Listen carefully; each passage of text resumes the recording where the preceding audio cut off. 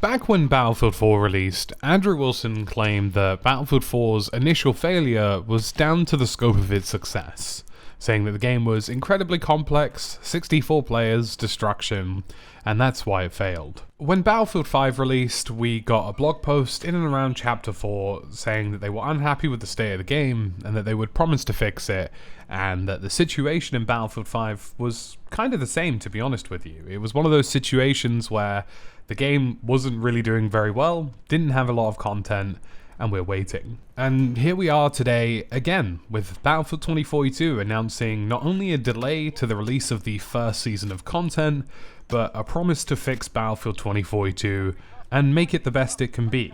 Now, sadly, this is my last Battlefield 2042 video for a while until there's some future news or future content. Unfortunately, I don't want to cover the game anymore. It isn't very enjoyable. I don't want to make just constantly negative content because I think that that's kind of a trap within itself. So I'm going to do the difficult thing of moving on to something else, which is a shame because I really like Battlefield. It's a franchise that means a lot to me. It's the reason I got into YouTube and gaming generally speaking, and hopefully I can welcome it back soon. But today we've got this official news. Battlefield Season 1 is delayed into summer, and there are some promises here that the game will be fixed in certain ways that we're going to dive on into. Now, this release obviously happened as a result of the upcoming financial call for EA, where they have to talk to investors, and with Battlefield 2042 being the poster child for most of the investor calls over the last year, the fact that the game has really bad retention is something they have to publicly address, and they're going to just tell their investors, hey look, we said we're fixing it. So, you know, this isn't something that they necessarily have wanted to do, or this isn't some sort of candid heart-to-heart between, you know, leadership at DICE and EA and the community. It's simply a case of they have to get this news out because there's an investor call on the horizon. So here's what's coming. There appears to be an update coming in and around early March, which will include improvements to the scoreboard, and there will be future updates that include things like VoIP and player profile, a tighter squad loop including a refined ping system, feedback-based improvements to gunplay, improved rewards, and expanded tools, modes, and tweaks to player experiences in Battlefield Portal. Now, honestly, once I'd read this list of things that were coming in March, bearing in mind it's already February, it's been multiple months since the release of the game, I literally just decided then and there that this would be the last time I covered Battlefield 2042 for a while because it's so not enough and it's so superficial. You know, this is surface level stuff that's wrong with the game when there are so many core values of the game that are wrong that haven't been addressed in this. This is a very superficial list, you know, the profile stats page already should have existed, a good scoreboard already should have existed, and VoIP already should have existed. Now, they hint towards there being some feedback and looking into specialists and also map design, which are arguably two of the biggest flaws of this game.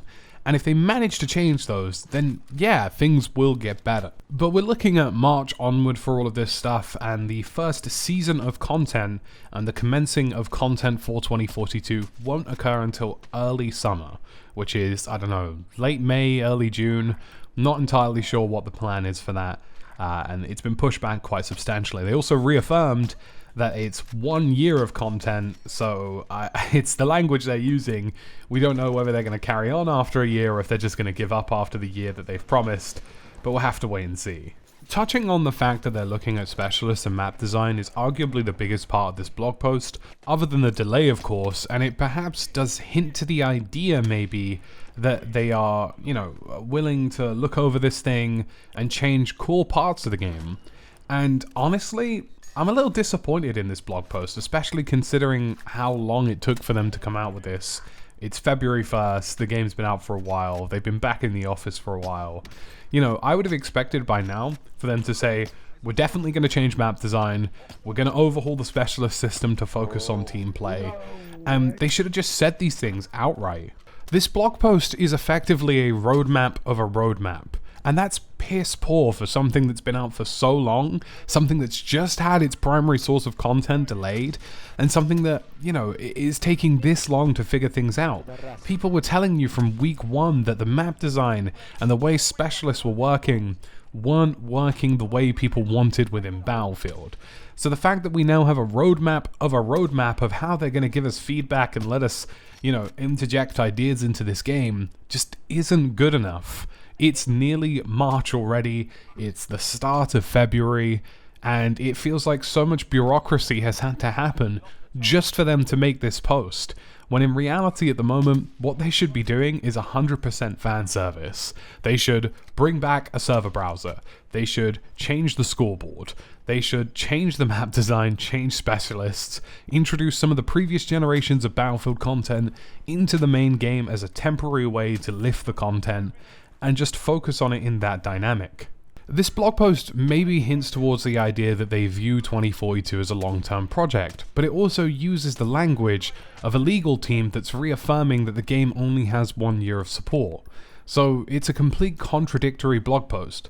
On the one hand, you've got this whole, you know, we've got this feedback system now, we want to listen, we're analyzing important core parts of the game. And on the other hand, you've got, well, this game only has a year's worth of content, you know, this is 1 of 4 seasons coming from summer to the end of the year. And it's just such a mess. This whole, you know, lack of communication, this whole, you know, not even being able to put in stone and say in writing that they're going to change critical parts of the game that the vast majority of the community do not enjoy. It kind of boggles me, to be honest with you, and I really don't agree with it. And it feels as though this is a roadmap to a roadmap, and it feels as though they had to throw this to the legal team 12 times just for them to even approve this very vague and generic wording, which doesn't make solid commitments towards anything. I would love to contextualize Battlefield 2042 as a game that is a long-term project, has time and room to grow, and, you know, has a sort of basis or community that wants to see it grow in a positive way. But in reality, Battlefield is launching in a highly competitive environment where constant content is required, and the only games that get that kind of community are hardcore or niche shooters like Squad and Hell Let Loose, where the community can flat out wait a year for content if they need to, because if it means the game gets better, it means the game gets better. But when a game like Battlefield has had so many years of development, has released in such a shoddy state, and was rushed out to get the investors what they needed, people aren't willing to stomach this kind of stuff. There needed to be really firm commitments in this text blog, and it just didn't do enough for me. And I guess that's why I made this video. I think the apology slash roadmap of a roadmap slash, you know, delay, it just wasn't good enough. And I don't want to dwell on the negativity of Battlefield 2042. I don't want to spend time on a game that I don't enjoy. I don't want to pretend to do that either. You know, that's not something that I'm down with. And when I did that in Battlefield 5, honestly, it made me a worse content creator. It made me worse to my audience, because my audience weren't enjoying what I was creating. It was just a conflict source. And it's not something that I'm looking to do this time round. I'll always have a special place for Battlefield, and I will revisit lots of past Battlefield titles, and definitely Battlefield Portal, because I do feel like that's a really important part of the future of the franchise.